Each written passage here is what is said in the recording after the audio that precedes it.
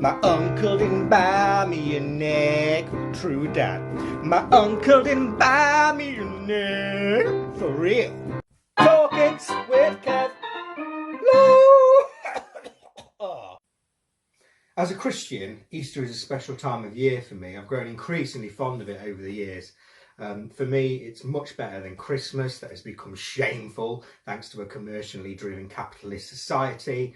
It seems to me that Easter has a deep meaning that can be shared by anyone, whether they are religious, whether they're atheist or whatever. Over the years, my father, who has worked as a Church of England minister, has sent me religiously an Easter card each year. I'm not sure if he knows this, but this card has always been very special to me, as I rarely receive an Easter card from anyone else. And it's prompted me to sit and reflect for a while every year. And these are just some of my reflections from over the years, and I do hope that it prompts yourself to reflect for a moment and enjoy Easter as I do after you've put up with listening to all of this. Easter is interesting because without meticulous diary planning, it either catches us unaware each year, or we're waiting around and around thinking, is Easter going to happen this year or what?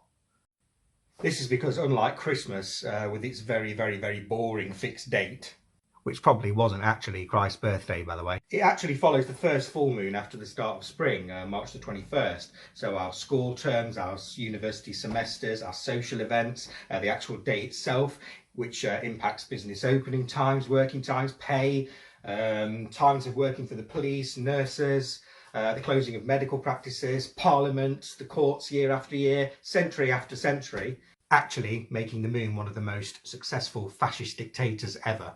It can be as early as March 22nd, it can be as late as the 25th of April, which is of course a real problem for chocoholics. And that's not the end of it. This still depends on location. The moon's position in relation to our own position is a factor, and it all depends which calendar you're following. The Gregorian calendar, the Julian calendar. Some will actually have to wait until May. Sorry. This means that Easter is annual, but still comes with that little surprise each year, leading to the English pleasantry conversational, oh, isn't Easter early or isn't Easter late this year? Well, technically, the answer is no. Easter is in fact always bang on time. Just ask the moon. Hello, is that... Oh. And for those who are interested, there is the Christian story of Easter at the heart of the celebration that is unfortunately Disneyized by many people. In reality, it is one of the most shocking, horrible, gory, despicable pieces of history ever documented. We are talking about the shocking, painful sacrifice of Jesus, who, by the way, there is quite a wide scholarly consensus that he did exist. For more on that, check out the Historicity of Jesus on Wikipedia, which is a good starting point. At least I'll link that below. He was basically beaten 4 hours within an inch of his life before being attached to a wooden cross by rusty nails through the palms. Imagine a person you love being beaten, their flesh tearing apart, the pain, the noise, the sound of agony, the blood. Because that's what happened.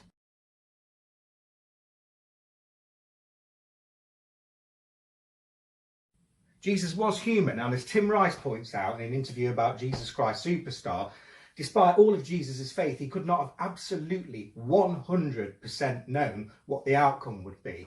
And if he did, it wouldn't have been a sacrifice. There's the sacrifice, and there are, of course, hints in the gospel at doubts he had in his final moments. All of it for all of us, to ensure for us that our many, many terrible sins that anyone with any sense of morals knows we all have in abundance would be forgiven. And forgiven actually by a very vengeful God who hadn't previously been afraid to dish out some pretty harsh punishments in the Old Testament. And then the story of the resurrection shows us that although there can be horrors beyond belief, we should never give up. There is hope.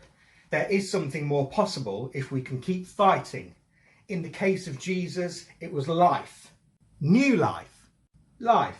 New life. The chocolate eggs take us away from the horrors to something much, much more pleasant, provided, of course, you're not allergic, in which case you'll have to enjoy the colourful wrapping, which is, just as good in fact, better, in my opinion. Eggs, of course, are a symbol of new life. Life, like chocolate, is full of hope and fat. Even those of us who are not religious, who don't have beliefs, can enjoy this message, I think. New life is important.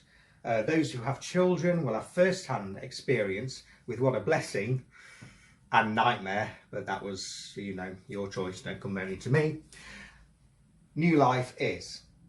They have created new life. With that there is great hope, great potential. That life itself may become a creator of life, a saviour of life, a friend of other life, a protector of other life. We all need each other's lives. And what a better time of year to celebrate this than spring. Spring, an absolute onslaught of new life blooming everywhere. And believed to be where Easter gets its name from, the Anglo-Saxon goddess of spring, Ostra, I'll put it below. And the goddess of spring had a companion who was a hare, hence the Easter bunny.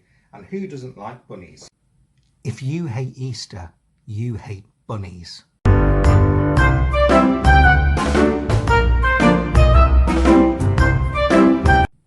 of. And these just aren't any bunnies, these are chocolate bunnies, come on! Although again, if you have some sort of allergy, these might be considered killer bunnies, like the one in Monty Python's The Holy Grail, but we'll overlook that here. So, there is something here for everyone, religious, atheist or otherwise. The story is deep, the philosophy is universal, the bunnies and chicks are cute, the egg hunts are fun, and the roast dinners are delicious. New life. Remember the blessing you have with the new life you have created in your children. Show them some love and appreciation and remind them how special they are to you, and tell them why the chocolate egg represents this. And remember that other lives, other people, need your life too. So look after yourself, enjoy the Easter break, take a moment to reflect on what this means. We need each other's lives. Let's celebrate our lives together and vow to appreciate every moment of our own life and each other's lives while we can, especially given the situation at the moment. This is why I love Easter so much. Its religious message is one of the great sacrifices and great hope of life beyond this one, a life we can now get to despite our sins. If you're not sure about that, this story taken as a myth rather than a testimony still teaches us about the battle between good and evil, and that no matter how horrible things we can get, we must, in the words of Bon Jovi, keep the faith. Even as a totally secular celebration devoid of this story, we have life full of hope for the future. And no, I'm not on about the awful Paul McCartney song. Some hope for the future. Some wait for the call. Hello, is that the moon? Yeah, that's right, Kev Lowe. Yeah, long time. Yeah, how you doing? Listen, I was just giving you a call. Do you know when Easter is this year?